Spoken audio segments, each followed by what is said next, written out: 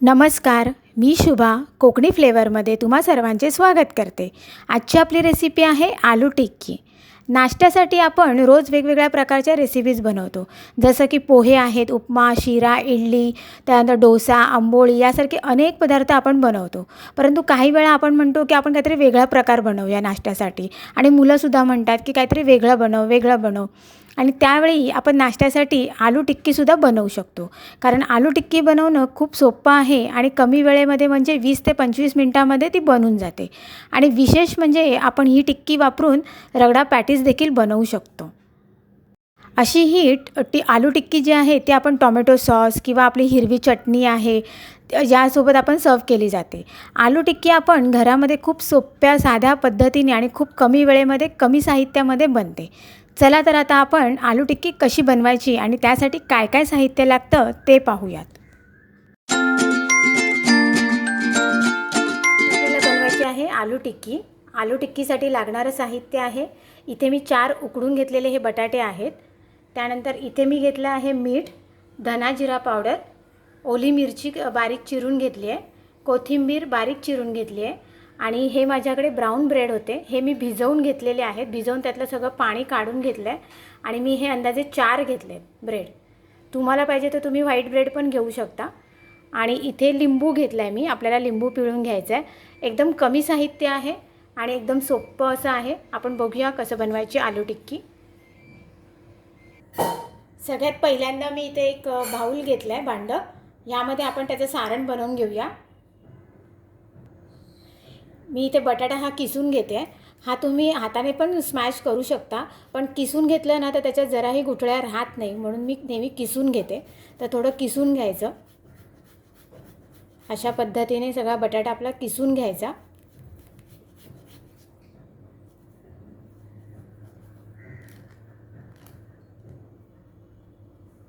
हे बघा, असा आपला बारीक असा किसून घ्यायचा आहे। मी सगळे बटाटे असे किसून घेते। आता आपण ह्यामध्ये हे बघा, हे मी बटाटा असा सगळा व्यवस्थित असा कुस्करून घेतला आहे। आता ह्यामध्ये मी हे ब्रेडचे जे स्लाइस आहेत जे आपण भिजवून घेतलेले आहेत ते कुस्करून घेते। ह्यातलं जे पाणी असतं ते सगळं आपल्याला काढून घ्यायचं आहे, पाणी जराही त्यामध्ये ठेवायचं नाही आहे। आणि हा ब्रेड असा व्यवस्थित याच्यामध्ये कुस्करून घ्यायचा आहे। हे बघा असं। मी याच्या बाजूच्या स्लाइस या साईड आहेत त्याही मी काढत नाही, कोणाला काढायचे असतील तर त्याही काढू शकतात।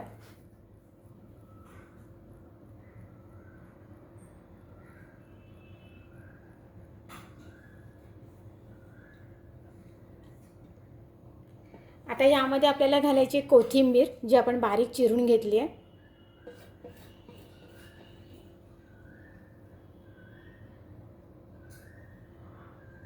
आणि ही हिरवी मिरची, धना जिरा पावडर आणि मीठ हेही आपण यामध्ये घालून घेणार आहोत।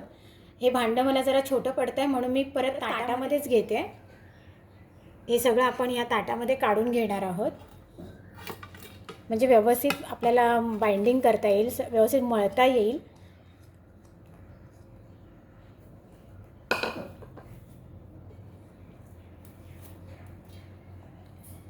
ह्यामध्ये मी थोडा लिंबू रस घालते, म्हणजे एक साधारण अर्धा लिंबू तरी आपल्याला ह्याच्यामध्ये पिळायचं आहे।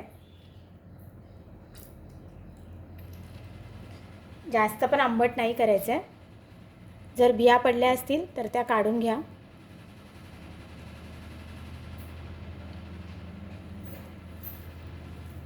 आणि हे व्यवस्थित आपल्याला मिक्स करून घ्यायचं आहे।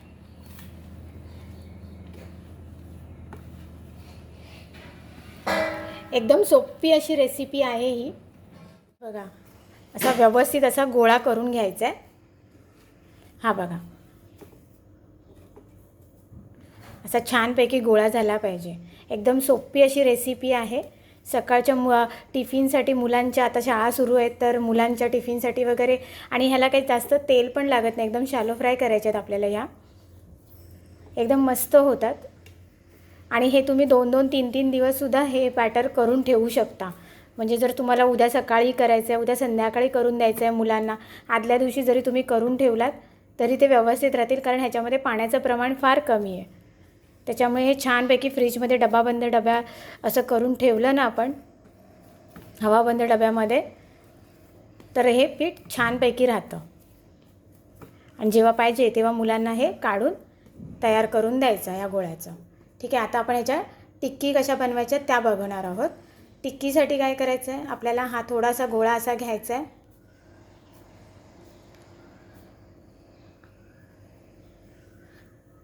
आणि जितके आपल्याला पातळ पाहिजे तितक्या पातळ करून अशा आपण घ्यायच्या आहेत. ह्या बघा, असे छानशा अशा छोट्या छोट्या टिक्की करून घ्यायच्या आणि मुलांना टोमॅटो केचप सॉस, आपला शेजवान सॉस असतो त्याच्याबरोबर पण छान लागतात. आपली ग्रीन पुदिनाची चटणीबरोबर पण ह्या छान लागतात. ह्या अशा टिक्की करून घ्यायच्या. ठीक आहे, आता आपण त्या फ्राय कशा करायच्या त्या बघूया. मी तवा गरम करून घेतला आहे. या तव्यामध्ये मी थोडंसं तेल घालून घेते आणि या मी मगाशी जसं दाखवल्या होत्या त्याच्याप्रमाणे मी अशा टिक्की बनवून घेतल्या आहेत. ह्या आपण यामध्ये सोडणार आहोत आणि आपल्याला शॅलो फ्राय करून घ्यायचे आहेत.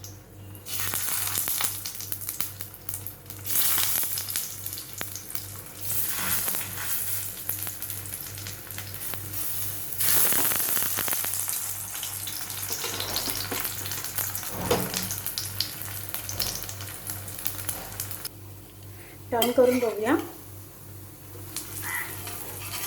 छान अशी गोल्डन ब्राऊन झाली आहे. ह्याला अजून शिजायला पाहिजे थोडं. हे पण मस्त झालं आहे.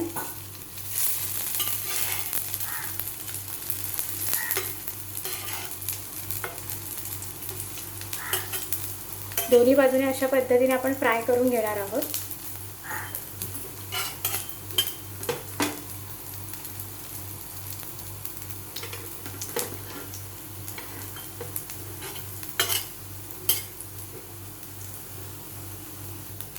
आलू टिक्की आपली तयार झालेली आहे. दोन्ही बाजूने व्यवस्थित फ्राय करून झाले आहेत. मी गॅस बंद करते आणि ह्या ज्या आहेत ह्या बाजूला काढून ठेवते, म्हणजे त्यातलं तेल सगळं जे आहे एक्स्ट्राचं ते निथळून येईल.